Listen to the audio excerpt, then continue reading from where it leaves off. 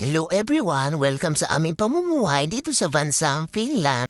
Morning shift nga ako ngayong araw at ang oras ko lang sa trabaho ay mula 7 a.m. hanggang 2 p.m. lang. Kaka-out ko nga lang nito sa trabaho at pauwi na rin ako. Ito nga palang Lidl grocery store na halos katapat lang ang workplace ko. Kaya napaka-convenient lang din talaga kung may kailangan akong bilhin, madali lang ako makakadaan bago umuwi. At meron na ding part na malapit din dito. Kaya kapag sinusundo ako ni Taba at ni Bata, dito sila madalas naghihintay. Di naman naiinip si Bata dahil nakakapaglaro siya habang inihintay akong makalabas sa trabaho. At ito nga ang tanawin na makikita mo habang naglalakad ka. Kung mapapansin nyo, halos mag-isa lang talaga akong naglalakad dito. Minsan may mga nasasalubong ako pero madalas ako lang talaga ang mag-isa. Hindi naman ako natatakot maglakad dahil safe naman dito.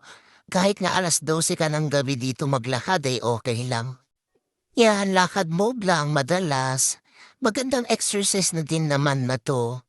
At saka na-train naman na ako sa Pilipinas. Aba, mandirigma kaya ako dun. Kaya sanay na talaga ako sa lakaran.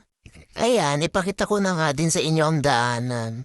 Palabas na nga din ako ng main road nito kaya ang dami na rin sasakyan na dumadaan.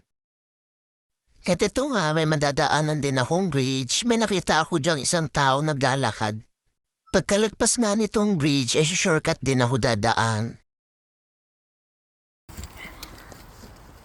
Maulan na ngayong araw kaya nakapagdala ako ng payong. Ito nga pala yung dinadaanan kong shortcut sa amin. Mamaya papakita ko sa inyo yung mahiwagang lagusan. At ito na nga yung mini bridge na malapit sa apartment namin. Ang peaceful, no? Ayan naman yung ilog. Nung una nga, takot akong dumaan dito. And tara, nandito na nga tayo sa mahiwagang lagusan. Tingnan nyo guys, kakaiba siya no? Para siyang puno. Puno talaga siya na mataas na pinagtabi-tabi lang. Tapos ginawa lang nilang pader o harang. Mayroon diyang maliit na butas na ginawa nila para lang makalusot ka sa kabila. Diba, kakaiba na para bang pag lumusot ka dyan ay nasa kabilang mundo ka na? Kaya nung unang kita ko dyan sa pader na yan, mangha talaga ako. Kung ignorante lang ako. Pero yun nga, paglusot mo dyan, ayan na, puro apartment building. Tapos yung blue building, nandyan yung apartment namin. Dahil wala akong susi, mag-doorbell tayo. Pagka-doorbell ko nga, ay may pipindutin lang yan sila sa taas para mabuksan yung door dyan sa baba. Tapos iyan na nga si Kulit nag-aabang sa akin. Nandito na ako sa bahay. At ito namang eco bag na may mga lamang damit. Ibinigay lang sa akin to ng katrabaho kong lokal na yung araw. Kaya laking pasasalamat ko talaga sa mga katrabaho ko kasi hindi na talaga ako bumibili ng mga damit para kay Bata. Kaya titok siya pa yun, heart. Ayan guys, as in super dami. Heart. Titos pa yun.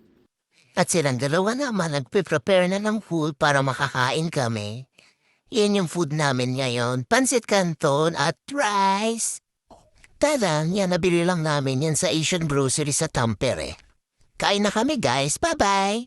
And thank you for watching hanggang sa susunod na video. Maraming salamat!